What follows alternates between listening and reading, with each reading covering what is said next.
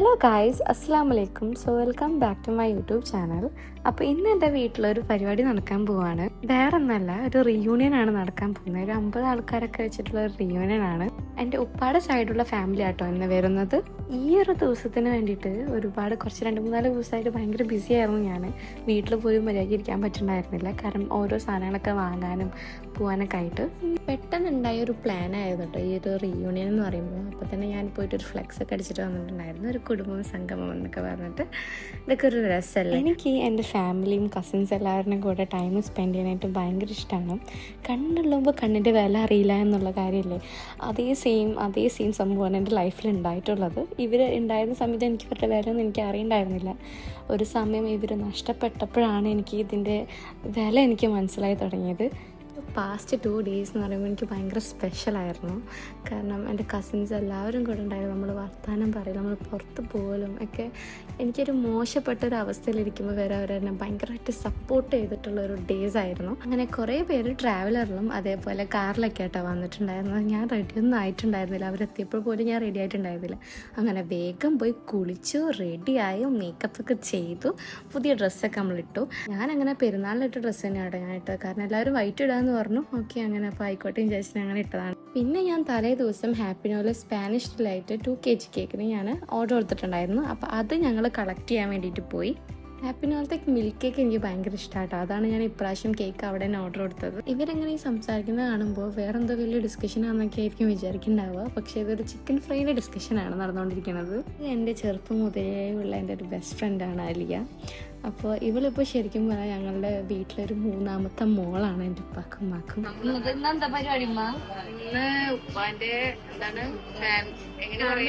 Reunion. അതെ, ഉപ്പാന്റെ നിമ്മടെ family reunion എന്താ? അത് ഒരു ദിവസം വെക്കണം,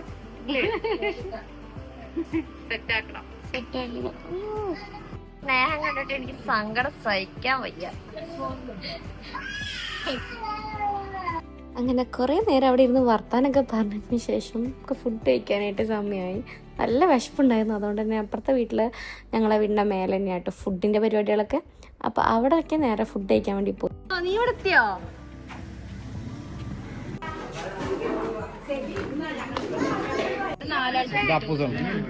അല്ല, 5 ആളുണ്ട് നിങ്ങള്.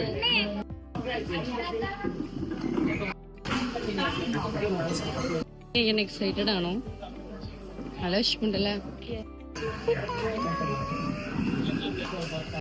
ഒരു മനുഷ്യൻ കുടുംബം ചേർത്തി കഴിഞ്ഞാല് 3 ഓപ്ഷനാ പറഞ്ഞത്.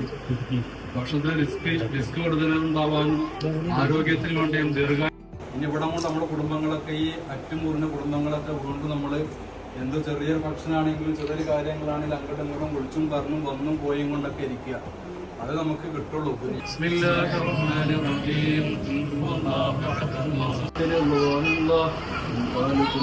അങ്ങനെ നമ്മളൊരു സന്തോഷത്തിനൊക്കെ വേണ്ടിയിട്ട് നമ്മളൊരു കേക്കൊക്കെ മുറിച്ചു.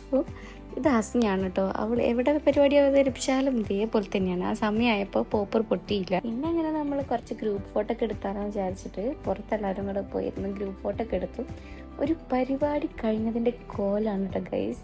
എൻ്റെ റൂമൊക്കെ പറയുമ്പോൾ അത്രയ്ക്കും നല്ല അലങ്കോലമായിരുന്നു. സാരല്ല, ഇന്ന് ഒരുപാട് ഹാപ്പി ആയിട്ടുണ്ടായിരുന്ന ഒരു ഡേയും കൂടി ആയിരുന്നു കേട്ടോ. അങ്ങനെ ലാസ്റ്റ് ആയപ്പോഴേക്കും ആകെ വയ്യാതെയായി. അതന്നെ, നീ ഫുഡ് എടുക്കാൻ വേണ്ടി വന്നല്ലേ ഇപ്പൊ ഇങ്ങോട്ട്? ഞാൻ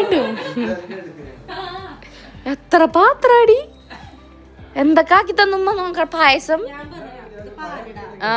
ഇതെന്തോ പായസം, ഇതിന്റെ ഉള്ളില് ചിക്കൻ ബിരിയാണി എനിക്കുള്ളത്, പിന്നെ മട്ടൻ ബിരിയാണി, പിന്നെ അല്ലല്ല, പിന്നെ വേറൊന്നുമില്ല. ഇപ്പൊ എത്ര പായസം ക്ലാസ് കുടിച്ചിട്ടാ പോയപ്പോ? ഒന്ന് കുടിച്ചുള്ളൂ. ഓ, ഇവളുടെ അക്കൗണ്ടില് എന്നെ കാണിച്ചു. നമ്മളങ്ങനെ രാത്രി ഫുഡൊക്കെ കഴിച്ചു. ഉച്ചക്കത്തെ ഫുഡ് ഉണ്ടായിരുന്നു. പിന്നെ രാത്രി ചപ്പാത്തിയും കറിയൊക്കെ മേടിച്ചു. അങ്ങനെ അജു അളിയനും നേരെ കോഴിക്കോട് പോയി. ഇത് നമ്മളുടെ സ്പൂക്കിയും ബ്ലാക്കിയും ആയിരുന്നു കേട്ടോ.